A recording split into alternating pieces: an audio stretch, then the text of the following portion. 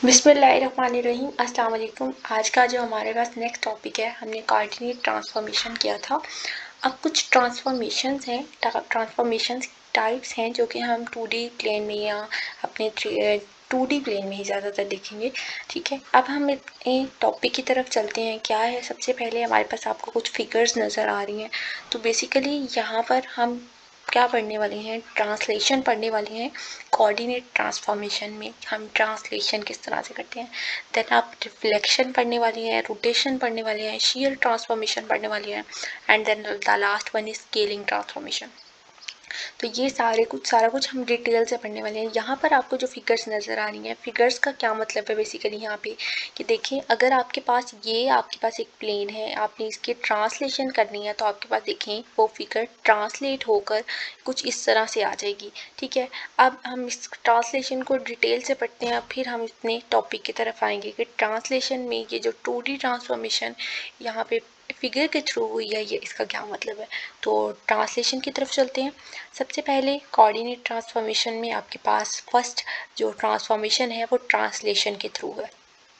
अब translation slides an object is fixed, इसको थोड़ा सा जूम कर लेते हैं। अच्छा, translation slide an object a fixed distance in a given direction. अब ट्रांसलेशन का क्या काम है, मेन ट्रांसलेशन किसको कहते हैं कि वो उस ऑब्जेक्ट को एक फिक्स डिस्टेंस में उसी डायरेक्शन में जो है वो मूव कर देता है। मतलब कि वो ओरिजिनल ऑब्जेक्ट को, जो भी आपके पास एक ऑब्जेक्ट पड़ा है किसी प्लेन के अंदर, वो उसको ट्रांसलेट करता है, उस और उसी शेप पे ट्रांसलेट करता है, उसी साइज में ट्रांसलेट करता है और उसी डायरेक्शन में ट्रांसलेट करे, तो उसे हम कहते हैं ट्रांसलेशन। अब ट्रांसलेशन आपने वर्ड सुनना है, ये थोड़े सेम कॉन्सेप्ट है। मैं आपको अभी से साथ साथ याद कराती जाऊंगी कि translation mean same shape, same size, same direction, सारा कुछ सेम। ठीक है, अब to translate a shape very point of the shape must move in the same distance, और वो डिस्टेंस भी उसका सेम होता है और सेम डायरेक्शन में जो है वो ऑब्जेक्ट जो है वो मूव करता है। यहाँ पर हमारे पास एक एग्जांपल भी गिवन है, हम वो देख लेते हैं। सबसे पहले ये देखें, ये हमारे पास ये एक ऑब्जेक्ट पड़ा है, ये फॉर एग्जांपल, और हमने इसको ट्रांसलेट करना है। मैंने जब इसको ट्रांसलेट किया, मैंने थोड़ा मूव किया उसको, तो देखिए वो उसी शेप पे देखे, ये उसी साइज में गया, उसका कॉर्नर उधर ही जाके मिल रहा है, एंड देन सेम डिस्टेंस पे जो है वो मूव किया है। ठीक है, ठीक हो गया। ये थी एक छोटी सी एग्जांपल। इसके अलावा हमारे पास एक और एग्जांपल है ट्रांसफॉर्मेशन की in the case of translation के। फॉर एग्जांपल, हमने ट्रांसफॉर्मेशन करनी है इस एक्स वाई ऑब्जेक्ट की। अब x और y को ट्रांसफॉर्म करना है x प्लस 5 पे, मतलब मेरा x वाला पॉइंट मूव करना चाहिए 5 टर्म्स और y वाला point 3 terms. Move the parallelogram to the right 5 units, right पे वो 5 यूनिट मूव करे और अप वो 3 यूनिट मूव करे। ठीक हो गया। अब देख लेते हैं सबसे पहले इसको, रुके। ये आपके पास एक प्लेन पड़ा हुआ है, 2D प्लेन। देन आपके पास ये एक पैरेललोग्राम पड़ी हुई है PQRS जिसकी नेम है। अब मैंने इसको ट्रांसलेट करना है, 5 यूनिट राइट करना है, 3 यूनिट अप करना है। फॉर एग्जांपल, ये मेरे पास देखें, यहाँ पर अगर कोई पॉइंट पड़ा है तो मेरे पास यहाँ पर इसकी वैल्यू 5 बन रही है बेसिकली। तो जब मैं इसको ट्रांसलेट करूँगी तो मैं इसको 3 यूनिट ऊपर ले जाऊँगी, तो 5 इंटू 3 मेरे पास जो नेक्स्ट पॉइंट बनेगा वो यहाँ पे देखें कुछ 8 समथिंग बन रहा है, 8 पॉइंट समथिंग बन रहा है। तो मैंने इसको ट्रांसलेट कर दिया पैरेललोग्राम को उसी डायरेक्शन में। ये देखें, अब उसका डायरेक्शन भी सेम है कि ये और ये चीज़ उसकी मिल रही है, सारा कुछ उसी डायरेक्शन में ट्रांसलेट किया है। देन हमने उसी शेप में ट्रांसलेट करना है। देखें, ये शेप पैरेललोग्राम की, यहाँ पे भी यही सेम शेप पैरेललोग्राम की। अब जब सेम शेप में चला गया, सेम साइज में भी चला गया, सेम डायरेक्शन में चला गया, तो ये ट्रांसलेशन तो हो गई। और एक और बात याद रखनी है आपने कि जब ट्रांसफॉर्मेशन करते हैं तो आपके पास बेसिकली टेंसर में हम दो ऑब्जेक्ट की ट्रांसलेशन करते हैं। तो हमने एक को PQRS का अगर नाम दिया ना, तो दूसरे को हम P prime, Q prime, R prime, S prime का नाम दे देते हैं।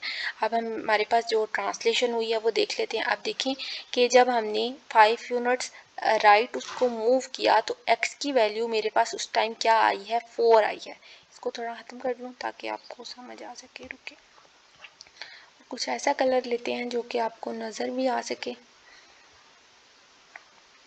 ओके, अब मैंने इस P को ट्रांसलेट करना है, फोर्स को यहाँ से इसको ट्रांसलेट करना है, 5 यूनिट राइट मूव कर रहा था ना, ये देखें ये 5 यूनिट राइट मूव कर रहा था, तो मैंने इसको ट्रांसलेट किया P पॉइंट को, यहाँ से 4 से ट्रांसलेशन हुई इसकी, यहाँ पे बेसिकली ये 4 पॉइंट बन रहा है, तो यहाँ पे भी इसके बाद यहाँ पे P की जो वैल्यू आएगी वो क्या आएगी, X पे 4 आएगी, और Y पे मैंने इसको 3 यूनिट अप ट्रांसलेट करना है, तो मेरे पास यहाँ पे Y की जो वैल्यू ट्रांसलेट होगी वो 1 बनेगी। किस तरह से 1 बनेगी, P पॉइंट पे यहाँ पे देख लेते हैं जी, ये इसका P पॉइंट, P प्राइम जो पॉइंट बन रहा है, अभी P पॉइंट भी नहीं, प्राइम पॉइंट पे नहीं जाना है, ये ट्रांसलेशन के बाद होगा।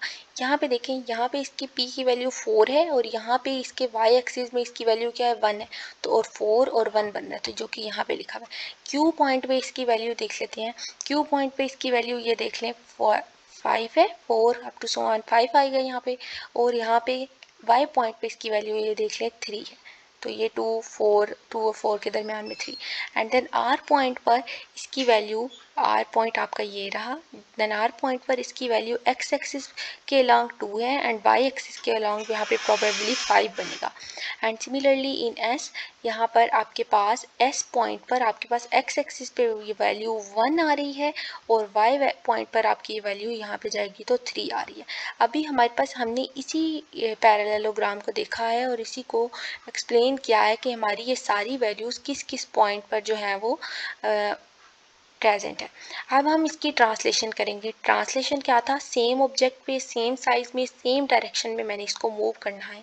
जब हमने इस पैरेललोग्राम को मूव किया यहाँ पर, तो हमारे पास ट्रांसलेशन ऑब्जेक्ट मूव किया, ट्रांसलेशन हुई, तो ट्रांसलेशन करने पे मेरे पास ये जो P prime, Q prime, R prime, S prime की वैल्यूज़ आ जाएंगी। क्या वैल्यूज़ आ जाएंगी, अब मैंने क्या करना है, X और Y की यहाँ पे मेरे पास P पार्ट पे क्या वैल्यू थी, 4 1 थी। अब मैं यहाँ पे X की जगह पे 4 पुट कर दूंगी, Y की जगह पे 1 पुट कर दूंगी, तो 4 + 5 9, 1 + 3 4 हो जाएगा, तो P प्राइम पे मेरे पास वैल्यू क्या बन गई, 9 4। सिमिलर वे अब हमारे पास Q पॉइंट पे 5 और 3 वैल्यू है, तो हम यहाँ पे 5 + 5 10 हो जाएगा और 3 + 3 6 हो जाएगा और आपके पास 10 और 6 वैल्यू आ गई। R पॉइंट पे 2 5 वैल्यू आई है, तो 2 5 को मूव करेंगे 2 + 5 एंड 5 + 3, तो आपके पास 7 और 8 वैल्यू बन जाएगी। सिमिलर 1 और 3 पुट करेंगे तो 1 + 5 और 3 + 5 आपके पास 3 + 3 6 बन जाएगा, 6 और 6 बन गई।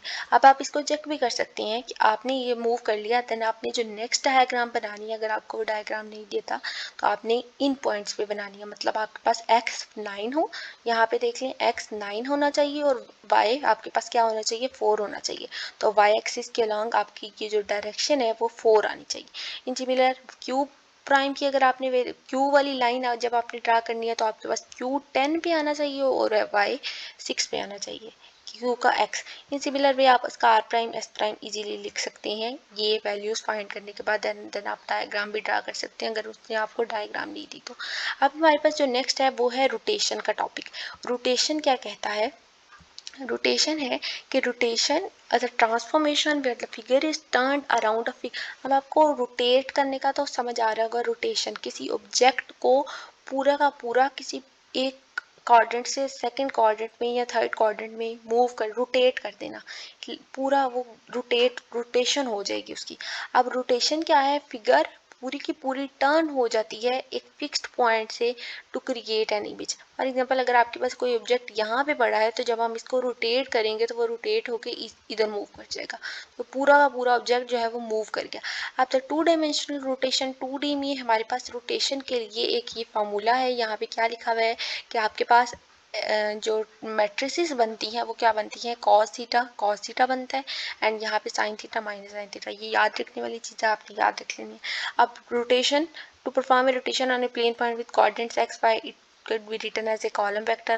हम जो भी रोटेशन करते हैं हमारे पास जो नए पॉइंट्स आते हैं हम उसको कॉलम वेक्टर में लिखते हैं और इस रोटेशन वाली वैल्यू के साथ मल्टीप्लाई कर देते हैं। अब यहाँ पे cos थीटा थीटा ही तो नहीं ना रहेगा, जब हम किसी ऑब्जेक्ट को मूव कर रहे हैं तो वो किसी एंगल से मूव करेगा, 90 डिग्री से, 45 डिग्री से, 180 डिग्री से, तो हम उस ऑब्जेक्ट को मूव करेंगे किसी एंगल के थ्रू, और वो एंगल क्या होगा, 90 समथिंग कुछ भी हो सकता है, अपने एग्जांपल के थ्रू नेक्स्ट देखेंगे।